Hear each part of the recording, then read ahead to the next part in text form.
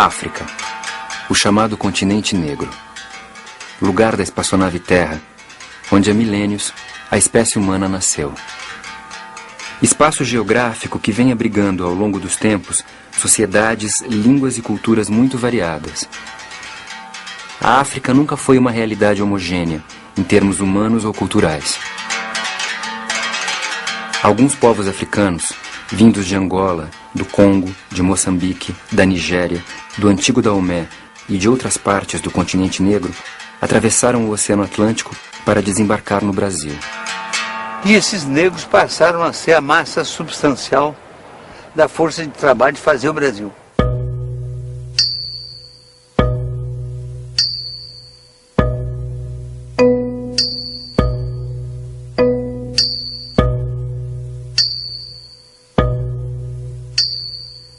Toda a cultura brasileira está impregnada dessa herança africana.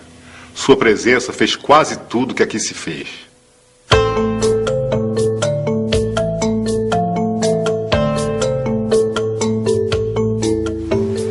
Os africanos que primeiro chegaram aos trópicos brasileiros vieram da costa ocidental africana ao norte do Equador.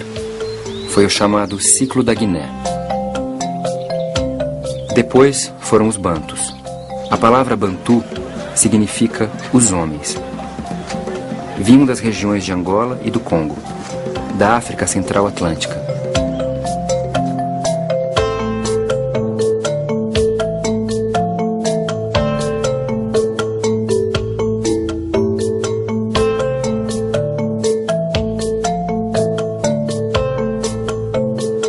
Os povos bantus possuíam uma longa história.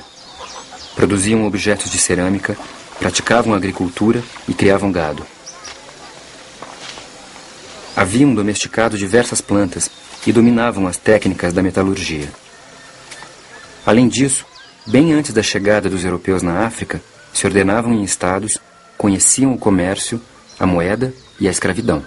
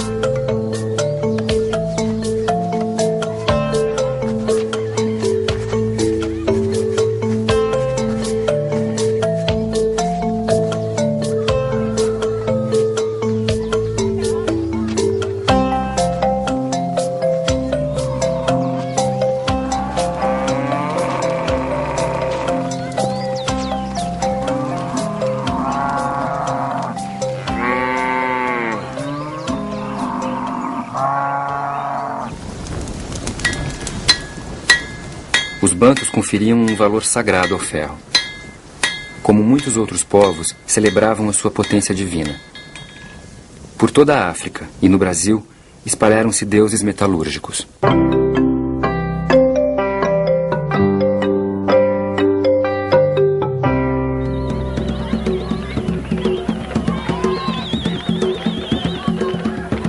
O sagrado está presente em todos os instantes e em todas as instâncias da vida banto. O natural e o extranatural são inseparáveis. Os bantus acreditam na existência de dois mundos, o visível e o invisível. Acreditam na interação desses mundos e em um Deus que é criador e pai de tudo que existe. Pai dos homens, pai das coisas, pai dos insetos. Deus, criador de toda a criação, não pertence ao mundo dos seres, das criaturas. Ele é o incriado, o princípio, sem princípio, de todo e qualquer princípio. Como dizem os Bakongos, acima de tudo reina Zambi Pungu. Kalunga Zambi, dizem os Ambundos. São nomes que traduzem, sempre, ideias de união, laço ou vínculo supremo. Os Bantus cultuavam deuses chamados Inquices e reverenciavam os seus antepassados.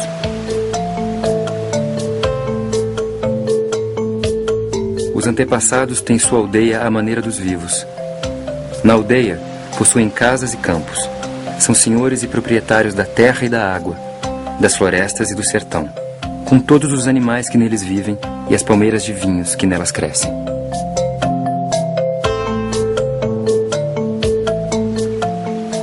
As primeiras linhagens, os primeiros clãs, as primeiras migrações para os territórios é que legitimam o poder sobre esses territórios.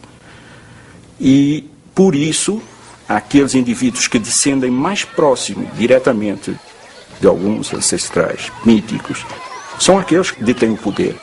Dentro dessa verticalidade, os mais velhos, mais próximos desses ancestrais, são os indivíduos não só que têm o poder, mas que têm um poder também religioso.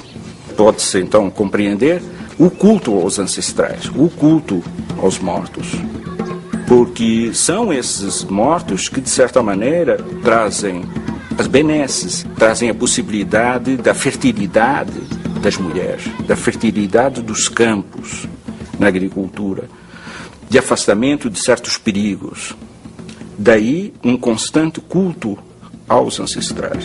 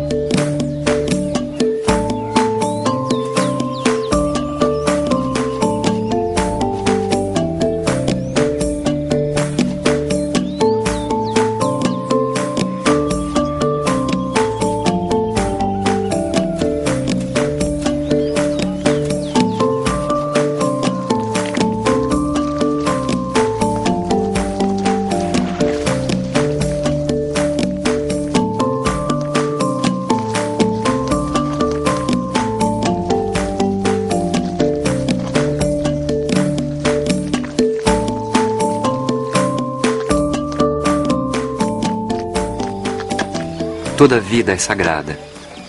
E no centro de toda a criação está o ser humano, a primeira realidade sagrada que Deus criou. A vida humana, o homem, centro da criação, é o critério do bem e do mal. A ética negro-africana é antropocêntrica e vital.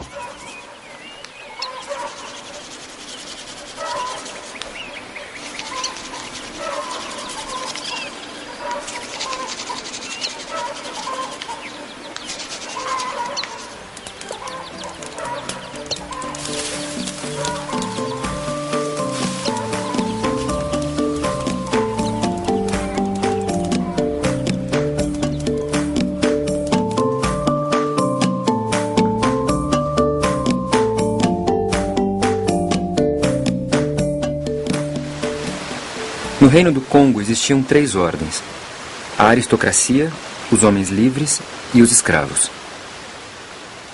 O rei não se confundia com o comum dos mortais. Ao cometer incesto com a irmã, tornava-se o sem família, o que o capacitava a governar todas as famílias. O ato incestuoso e a iniciação lhe davam poder sobre os encantamentos, o poder dos feiticeiros.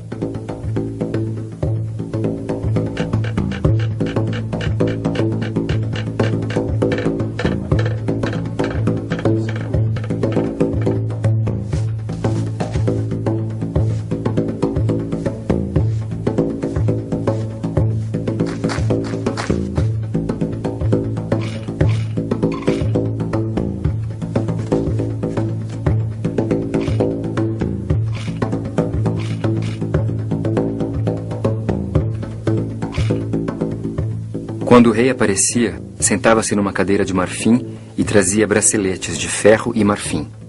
Ou então, vestuário artisticamente tecido. Ou ainda, certas peles de animais que lhe estavam reservadas.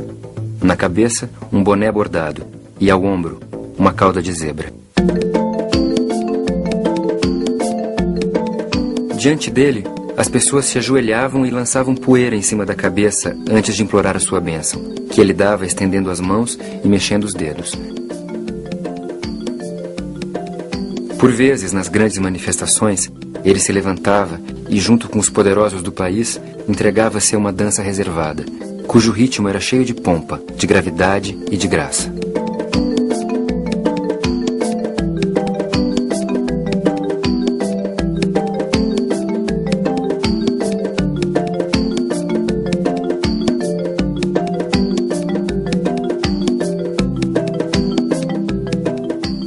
Esse rei e o seu povo conheciam as artes da guerra. Dizem que os atiradores reais eram capazes de lançar sucessivamente 28 flechas antes da primeira flecha disparada se cravar no chão.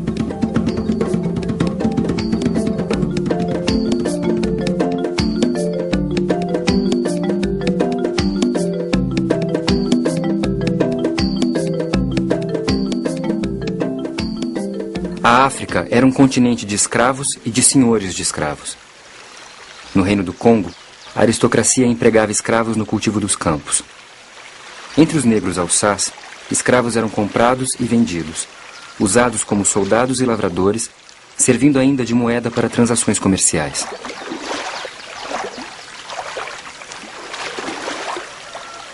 Assim, quando europeus e africanos se encontraram, ambos já sabiam muito bem o que era escravidão.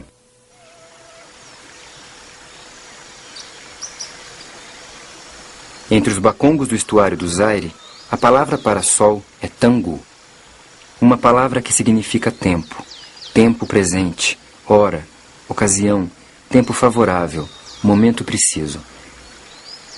Assim, quando um bacongo quer saber que horas são, ele pergunta: que sol é?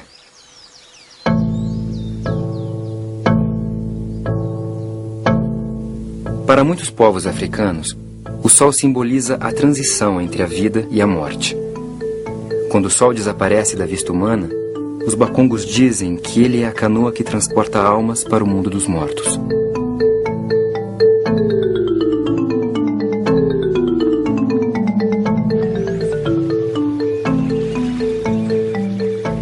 No século XVIII, houve uma alteração no contingente negro de nossa população. Enquanto traficantes de escravos de outras regiões brasileiras permaneciam nas rotas de Angola e do Congo, a Bahia passou a enviar navios para